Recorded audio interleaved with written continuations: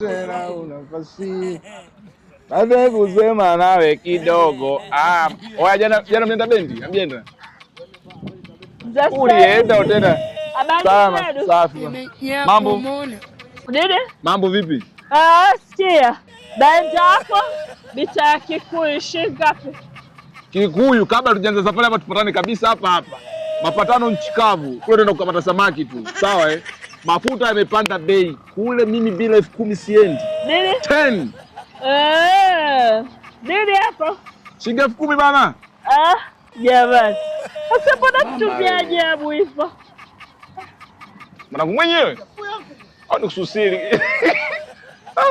Yaani sikiliza nieleweshe vizuri kutoka hapa mpaka Kikuyu shilingi hapa. Hapa mpaka Kikuyu 10,000.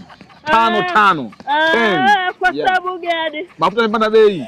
Mafuta yameshuka bei. Yamefika shilingi. Wewe niletee uchizi wako, sijapanda biashara tangu asubuhi. Nini? Nitakupiga kelebu. Sapo nipeleke. Hapo patikana wewe kilanga chako hicho. Unasema? Nitakupiga nikuue.